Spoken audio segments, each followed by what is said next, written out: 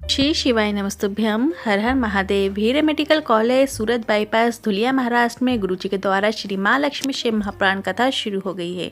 आज 17 दिसंबर तीसरे दिन की कथा पूर्ण हो चुकी है। ये 5 दिवसीय शिव महापुराण कथा है जो कि 5 दिनों तक चलने वाली है, जिसमें से 3 दिन की कथा पूर्ण हो चुकी है, 2 दिन की कथा शेष है।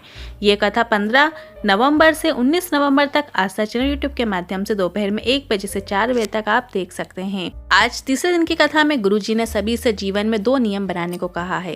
2 नियम को सिर्फ 2 सप्ताह तक अपने जीवन में अपनाने को कहा है, जिससे भोलेनाथ की कृपा प्राप्त होना निश्चित है। ये दोनों सरल नियम की जानकारी आपको इसी वीडियो के माध्यम से प्राप्त होने वाली है।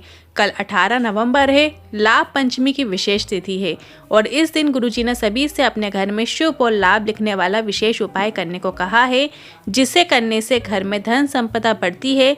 इस उपाय की पूरी जानकारी आपको इसी वीडियो के अंत में प्राप्त होने वाली है। आज 17 नवंबर तीसरे दिन की कथा में गुरुजी ने 14 उपाय पत्र उपयोगी जानकारियां दी हैं। सभी की जानकारी आपको इसी वीडियो के माध्यम से देंगे। किन्हीं कारणवश यदि आपने आज की कथा नहीं सुन पाए हैं तो पूरी कथा का रसद आपको इस छोटे से वीडियो से प्राप्त हो जाएगा। बढ़ते हैं आज की कथा की पहली जानकारी की ओर। कभी आप भी एकांत में बैठकर भगवान की भक्ति धारण करो। हमने आपको कोसी कला में हुई शिव महापुराण कथा में भी एकांतेश्वर महादेव का वर्णन बताया था और एकांत में बैठकर भगवान का स्मरण करने का बहुत महत्व होता है। हैं आज की कथा की दूसरी जानकारी की ओर। गाय, लक्ष्मी और बेटी, इन्हें हमेशा 1000 बार सोच समझकर किसी को देना चाहिए, क्योंकि यह आपके गलत फैसले से गलत हाथों में पहुंच जाती है तो उसका पाप भी आपको लगता है। इसलिए गाय, लक्ष्मी मतलब पैसे और बेटी सही हाथों में ही जाना चाहिए। बढ़ते हैं आज की कथा की तीसरी जानकारी की ओर। 21 से 25 नवंबर तक नासिक में शिव महापुराण कथा होगी। इस कथा का नाम रहेगा देव दीपावली शिव महापुराण कथा। ये कथा माँ गोदावरी के तट पर पंचवटी में होने वाली है। बढ़ते हैं आज की कथा की चौथी जानकारी की ओर। एक रोचक पत्र आया जिसमें कंचन जी और सचिन पाटिल जी ने लिखा, मेरी बेटी 11 साल की है। जिस हिसाब से उसकी हाइट कम लग रही थी, डॉक्टर ने बहुत सारे टेस्ट करके बताया बच्ची का लीवर पूरा डैमेज हो चुका है, किडनी पूरी तरीके से बेकार हो चुकी है। मुंबई का इलाज प्रारंभ किया। हमें समझ नहीं आ रहा था कि करें तो क्या करें। मेरी बेटी ने एक बात अपने मुख से कही है, चिंता ना कर। सीहोर वाला महाराज कहता है शंकर है और महाराज जब कथा करता है तो कहता है कथा वाचने वाला भी शंकर है और सुनने वाला भी शंकर है, और जब कथा वाचने वाला शंकर है तो उसकी बात जरूर सच है और मेरी किडनी ज़रूर कार्य करेगी। हॉस्पिटल से कुछ दिन की छुट्टी लेकर आए और सीहोर जाकर रुद्राक्ष लेकर आए और रुद्राक्ष वाला जल शिवलिंग पर चढ़ाकर थोड़ा सा जल औषधि रूप में प्राप्त करके उस बेटी को पिला देते और इसके बाद वापस डॉक्टर के पास गए तो डॉक्टर भी हैरान थे। किडनी और लीवर दोनों अच्छी तरीके से कार्य करने लगे हैं और उसी का आभार व्यक्त करने हम कथा पंडाल में आए हैं। बढ़ते हैं आज की कथा की 5वीं जानकारी की ओर। जसविनी जी पत्र लेकर आई, बच्चे का आधा हार्ट नहीं है। डॉक्टर ने कह दिया था। माँ ने शिवलिंग पर जल चढ़ाना शुरू किया, शिव पर चढ़ी हुई बेलपत्र का आचमन करना शुरू किया और जब बच्चे ने जन्म लिया तो डॉक्टर ने बताया बच्चा पूरी तरीके से स्वस्थ है, हार्ट भी पूर्ण बना हुआ है और अच्छी तरह से कार्य भी कर रहा है। उसी का आभार व्यक्त करने कथा पंडाल में आए हैं। बढ़ते हैं आज की कथा की 6वीं जानकारी की ओर। भोलेनाथ के मंदिर में जब भी जाओ, शिवालय में जब भी जाओ तो आपको 3 बातों का स्मरण में रखना चाहिए। पहला, अपने घर का जल शिवलिंग पर अर्पित करो। आप अपने घर से जल ले जाकर तांबे के कलश में जल ले जाइए और शिव जी पर जरूर अर्पित कीजिए। दूसरा, शंकर भगवान के मंदिर में सेवा कर दो, सफाई कर दो, निर्वाल्य उठा दो या जो ठंडे दिए रखे हैं उन्हें साइड में रख दो। प्रसाद आदि सामग्री रखी है उन्हें भी आप साइड में रख दो। इस तरीके से जो सेवा आपसे बन सके वो सेवा आपको शंकर भगवान के मंदिर में जाकर करना है। तीसरा, कुछ देर नंदी के पास बैठकर बाबा को भी निहारने का प्रयास करो जैसे नंदी निहारता है।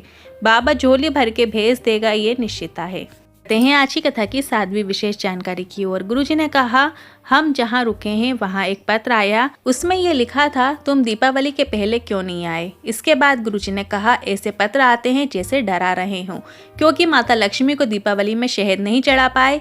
अब दीपावली निकल गई है तो क्या करें। तो गुरुजी ने कहा अभी देव दीपावली तो आने वाली है तो आप चढ़ा सकते हैं। 25 या 26 नवंबर को देव दीपावली का पावन पर्व है, जिस दिन आप पान के पत्ते में शहद की एक बिंदी लगाकर रख कर उसे माता लक्ष्मी को और बेलपत्र में शहद लगाकर थोड़ा सा रख कर उसे भोलेनाथ को अर्पित कर सकते हैं। ये विशेष उपाय घर में धन संपदा वृद्धि के लिए, आर्थिक स्थिति मजबूत करने के लिए जरूर कीजिएगा। बढ़ते हैं आज की कथा की 8वीं जानकारी की ओर। आरूबाई पत्र लेकर आई। 2016 में मेरा बेटा पंकज एजुकेशन पूरी करके आ गया था, पर उसकी कोई सरकारी नौकरी नहीं लग रही थी। उसने शिव जी के मंदिर में जल चढ़ाना प्रारंभ किया। भोलेनाथ ने नहीं सुनी। उसने 3 महीने तक चढ़ाया तो मुझसे कहा, भोले बाबा नहीं सुनते, सियोर वाला महाराज झूठ बोलता है। मैंने कहा ऐसा नहीं है, तू जल चढ़ा। उसे 1 साल तक लगातार जल चढ़ाया, पर उसका चयन नहीं हुआ। इसके बाद रुद्राक्ष महोत्सव में हम गए। कंकर शंकर की धरा में पूजन करके आए। बेटे ने भी निवेदन करके आए और जल चढ़ाना नहीं छोड़ा। और मेरे बेटे की सरकारी नौकरी अब लग गई है। उसी का आभार व्यक्त करने कथा पंडाल में आए हैं। बढ़ते हैं आज की कथा की 9वीं जानकारी की ओर। शिवलिंग को जलाधारी पर क्यों रखा जाता है? तो माँ लक्ष्मी शिव महापुराण की कथा कहती है, जल जब हम चढ़ाते हैं, जल जब जलाधारी पर आता है, मतलब शिवलिंग पर जब आप 1 लोटा जल चढ़ाते हो तो वह जल होता हुआ सीधा जलाधारी में आता है। इसके बाद महादेव अधिकतर समय तो तप साधना में लगे रहते हैं और जब जलाधारी पर माता जगदम्बा भवानी का जो स्थान है, जल जब जलाधारी पर आता है तो माता जगदम्बा भवानी, माता पार्वती और 64 योगियों की कृपा भी हमें प्राप्त हो जाती है और वे भोलेनाथ तक हमारी प्रार्थना पहुंचा देती हैं और हमारे कार्य में सिद्धि होती है, मनोकामना पूर्ति होती है। देखते हैं आज की कथा की 10वीं जानकारी की ओर। गुरुजी ने कहा, आप लोगों को स्मरण होगा 3 जगह दीप लगाने का महत्व। बेलपत्र के वृक्ष के नीचे जब दिया लगाया जाता है, दीप लगाया जाता है। दूसरा दिया शिव मंदिर के द्वार में लगाया जाता है या शिव मंदिर के अंदर लगाया जाता है। और तीसरा दिया अपने घर के द्वार में दीप लगा देता है। तो व्यक्ति इन तीनों जगह पे दीप लगाता है, एक बेलपत्री के वृक्ष में, एक शिव मंदिर के द्वार में या शिव मंदिर के अंदर शिव जी के नज़दीक में, और तीसरा अपने घर के द्वार में जो व्यक्ति दीप लगा देता है उसके जीवन में कभी भी कोई कमी नहीं होती है। उसके मन का जो भाव होता है, उसके मन की जो कामना होती है वो निश्चित ही पूर्ण होती है। बढ़ते हैं आज की कथा की 11वीं जानकारी की ओर। 2 चीज़ें बड़ी कारगर होती हैं। केवल मात्र 2 हफ्ते भी हम दृढ़ता से यदि कर लेते हैं तो हम शंकर की कृपा प्राप्त कर लेते हैं। पहला, बिना कपट के, बिना छल के, बिना दिखावा के, बिना बेईमानी के, बिना लोभ के श्री शिवाय नमस्तुभ्य मंत्र का जाप बेलपत्र के वृक्ष के नीचे बैठकर करना। पहले दिन जब आप बेलपत्री के पेड़ के नीचे बैठकर कामना करते हुए श्री शिवाय नमस्तुभ्य मंत्र का जाप किया तो आप शंकर की कृपा प्राप्त कर लेते हैं। दूसरा, अगर बेलपत्र का पेड़ कहीं सूख गया हो तो वहां से बेलपत्र के वृक्ष की जड़ के पास का भाग लेकर आना और उससे चंदन बना लेना। और जब आप जल चढ़ाने शिव मंदिर जाओगे तो उस बेलपत्र का जो चंदन आपने बनाया है, जड़ का जो चंदन बनाया है, भोलेनाथ को अर्पित करना शुरू करो। ऐसा आपको सूखे हुए पेड़ के साथ करना है, हरे पेड़ के साथ नहीं करना। और ना ही आपको ऐसा करना है कि आपने डाली उतार ली, उसको सूखने के लिए पटक दी और फिर आप उसका चंदन बनाओ, तो ऐसा बिल्कुल भी नहीं करना है।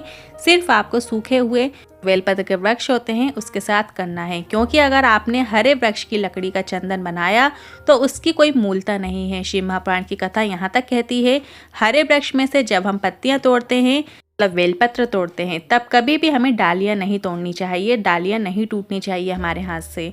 ये एक विशेष उपाय है जिसे आप कभी भी किसी भी दिन से करना शुरू कर सकते हैं। सच्चे मन से श्री शिवाय नमस्तुभ्य मंत्र का जाप कीजिए और सूखे बेलपत्र के वृक्ष की लकड़ी से चंदन तैयार करके शिवलिंग पर अर्पित कीजिए। शिव की कृपा आप पे निश्चित ही प्राप्त होगी। बढ़ते हैं आज की कथा की 12वीं जानकारी की ओर। 18 नवंबर कार्तिक शुक्ल पंचमी तिथि है और साथ में है लाभ पंचमी। और गुरुजी ने पिछले वर्ष की कथा में लाभ पंचमी का शुभ लाभ लिखने वाले विशेष उपाय की जानकारी दी थी। तो उपाय आपको कैसे करना है आप ध्यान से सुनिएगा। आपको हल्दी या कुमकुम लेना है या आप सिंदूर ले सकते हैं। सिंदूर का उपयोग आप कर सकते हैं शुभ और लाभ लिखने में, पर आपको सिंदूर में थोड़ा सा घी मिलाकर से तैयार कर लेना है। इसके बाद जहाँ पर आपको माता लक्ष्मी की पूजन की थी वहाँ पर या आपके पूजन के स्थान पर या आपके घर के मुख्य द्वार पर या कोई दीवार पर जहाँ पूजन की अलमारी हो, आपको एक ओर शुभ लिखना है और दूसरी तरफ लाभ लिख लेना है। एक जगह आपको शुभ लिखना है, दूसरी जगह आपको लाभ लिखना है। ये उपाय आपको लाभ पंचमी या लाभ पंचम के दिन करना है। ऐसा करने से आपके घर में जीवन पर्यंत धन संपदा बढ़ती है, पैसों की कभी कमी नहीं हो सकती, ये निश्चित है। ये उपाय आप कल मतलब 18 नवंबर लाभ पंचम के दिन जरूर कीजिएगा। आप पंचमी का ही वो दिन है जिस दिन हमें अपने घर के द्वार पर शुभ और लाभ सिंदूर से लिखना है, या आप हल्दी कुमकुम मिलाकर भी लिख सकते हैं। बस आपको अपने घर की किसी भी जगह पे, चाहे पूजन वाली जगह हो, चाहे घर का मुख्य द्वार हो, चाहे भगवान की अलमारी हो, चाहे आपने जहाँ पर दीपावली की पूजन की हो, वहाँ पर भी आप ये शुभ और लाभ लिख सकते हैं। आज के इन उपायों से लेकर मन में कोई सवाल या क्वेश्चन है तो आप कमेंट के जरिए पूछ सकते हैं। वीडियो थोड़ा भी उपयोगी लगा हो तो वीडियो को लाइक करके कमेंट बॉक्स में हर हर महादेव जरूर टाइप कीजिएगा। श्री शिवाय नमस्तुभ्यम।